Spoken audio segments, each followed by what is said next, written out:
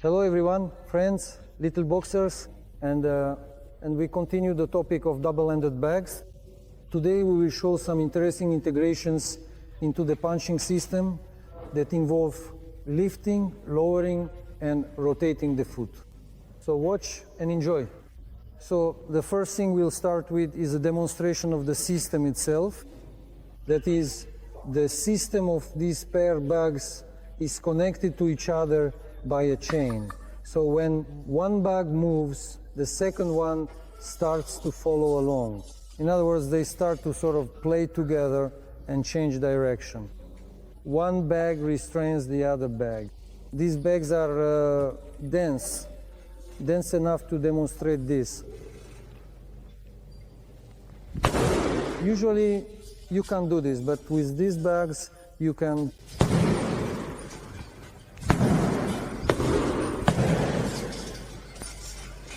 The system is very interesting because in this constant, ongoing, chaotic movement where one comes closer and the other moves away, what is essentially a combat system is being simulated. Once you get used to working with a single bag at the first level, all the bag's movements become predictable.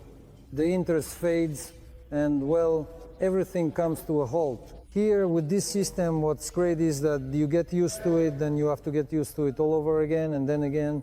In other words, there are processes of renewal, and even very familiar things get refined here until they're perfect. Because, well, there's a rule, it's not a coach's requirement, it's just a rule. So first, you learn to stand firmly, to stand securely, clearly understanding what your body's balance is. The second thing you learn is how to strike. When you're standing, you strike because the initial emphasis comes, so to speak, from the stance.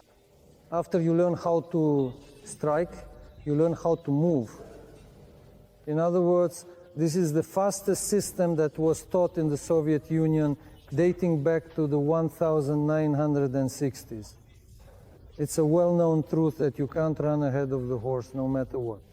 That's why, until you truly understand and become aware of how steadily and consistently you hold your position, whether you're shifting your body weight or not, even just a little, and after that point, once your arm is strong enough to maintain that stability, it naturally sets the direction for you, and the rest of the chain, including all the connected parts, follows that lead accordingly.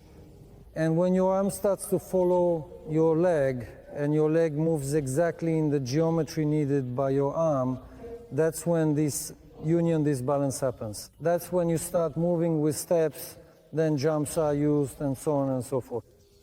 How does defense weave into the system of strikes?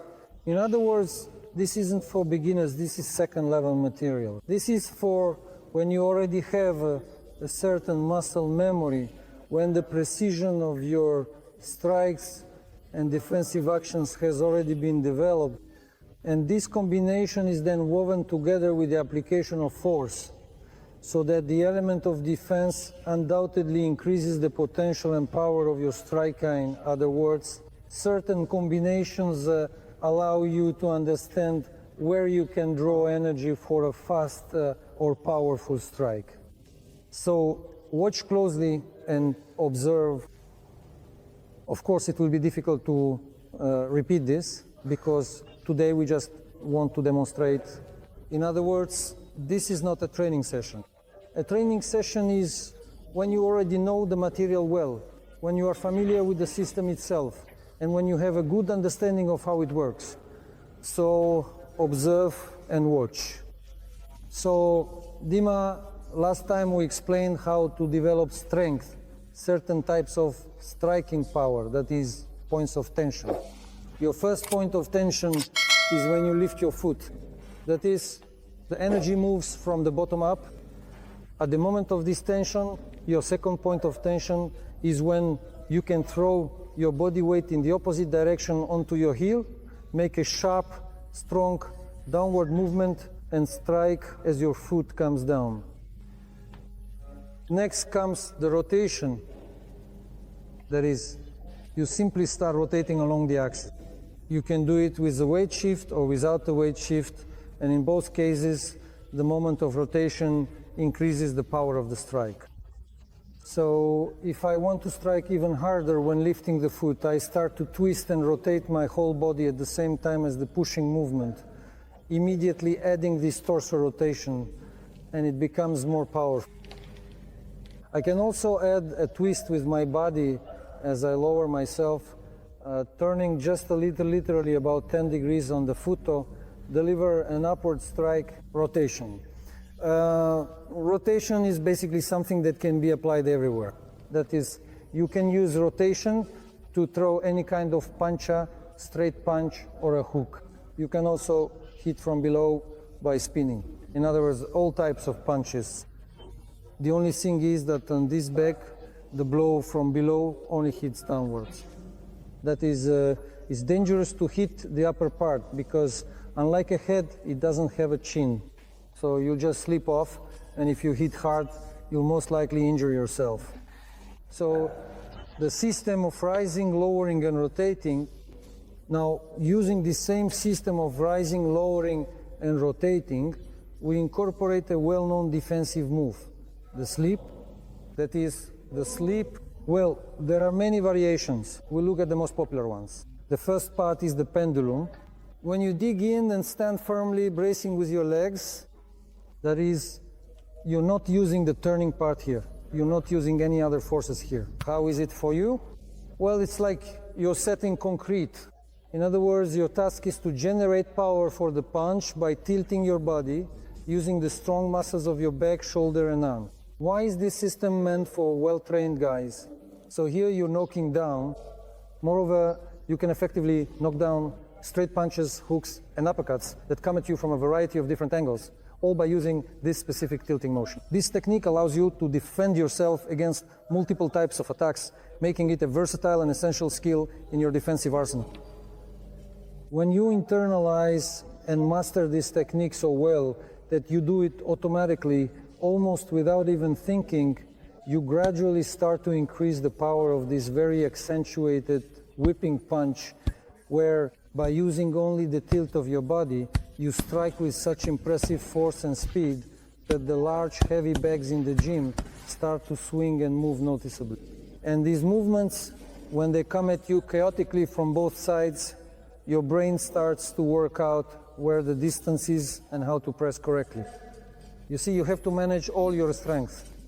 And when you start working through defense, through this pendulum motion, then...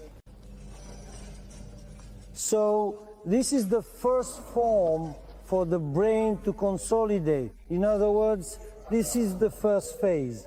After that, you start to bring your legs to life. And then, using the pendulum, you begin to do the classic sleep with a weight shift and a lean well, just a slight one, making sure to involve the shoulder. To start correctly, you plant your feet, lock in the first part, begin to strike hard, and here you start shifting your body weight, your mass, onto the striking leg, twisting as you rise. So, do you see how it all lines up? That is the first system on the rise. You're already doing it in the slip at 100%. You can adjust any strike, any distance is within your control here. But it's best to start from medium and close range, because here the movement is more obvious. The farther you are from the back, the more your legs have to work. Let me say it again. Your legs will start working when your hands understand where they need to strike. Here, you're not standing directly in front of the bag. You're positioned so that you can see both bags in your field of vision. And then you start working. A classic sleep, in a fight, it will work for you. You know, as they say. Look here. So, if it's a combat situation and you're ready, meaning you're reading your opponent, noticing things, you start with your left hand, make a move, and I react. You make a movement, I respond with a slip. That means I can also react immediately with my hand as well. That is, I'm already starting to anticipate your movement, knowing exactly how to put, this part of the punch into the strike. So while defending, I deliver a punch instantly. It's an immediate transition. That is, when your defense turns from a counterattack into a full-on offensive, it's a breakthrough strike coming out of a defensive action. That's why these things you start doing first help you focus and get onto that line of attack. That's why boxers sometimes play with the body movement so that if needed, they can immediately throw a punch. When your legs get involved, that's when you really understand how to shift your body weight. There, you've shifted your body weight. Now I'm about to start shifting my body weight. Look, watch how I use my foot. And if the bag starts swinging, I try to line up with you. I don't take a step, I just adjust my position in place. That's where your step begins. See, once again, I use my foot to adjust my movement and direction. All from one side, I start to accelerate, my body mass moves, I place my foot, extending the movement. So I only move forward by 5 centimeters. That's already a step. Well, an initial step. After that, it gets bigger. The more energy I build up, the farther I can push off with my foot, you see? And once I've accelerated and pushed off, I can then launch a strike.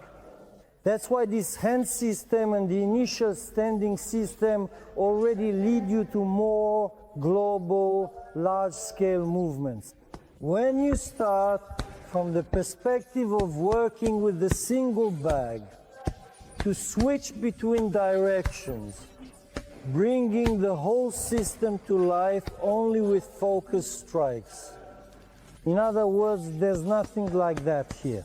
All your strikes are powerful, every single one. Why is that? Because you're striking from lifting, from lowering, from rotation, from spinning. And one more thing, from weaving in defense, slipping, ducking. We'll show ducking next time how it's woven in, well, using similar systems. Let's start slowly. Look here. Good job. Now leave your hips in place and slowly extend your arms. That's your slip. And at the same time a strike. Just keep your hands up in defense right away so they work seamlessly with your body. So it's all one unit, so you're striking 100% from your guard, 100%.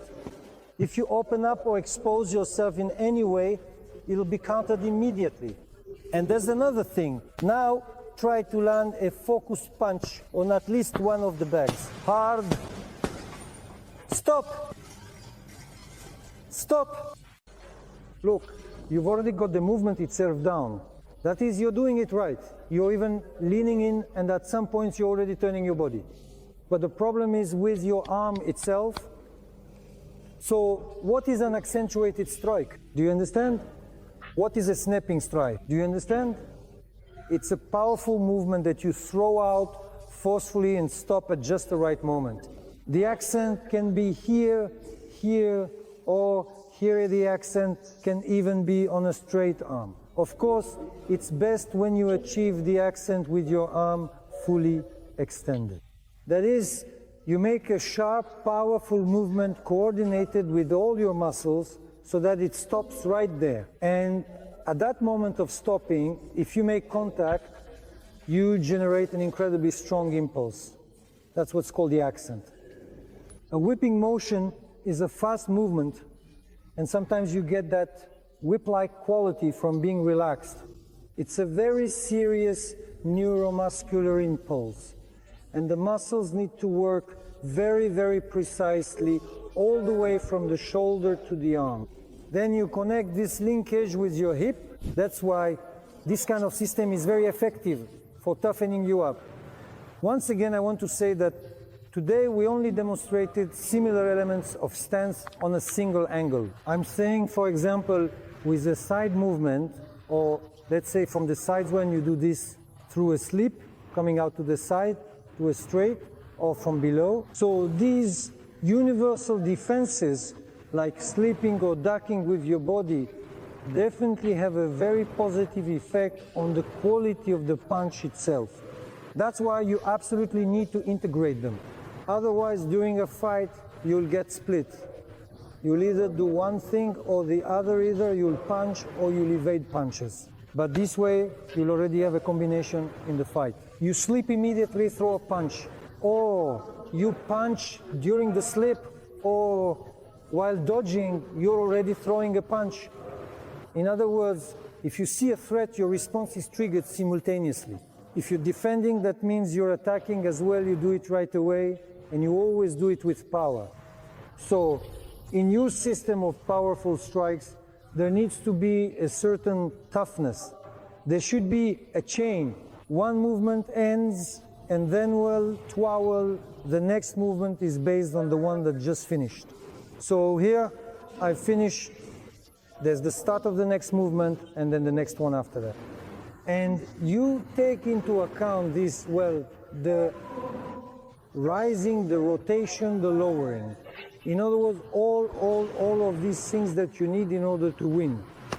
So keep working on yourself, keep improving, and don't be afraid of anything.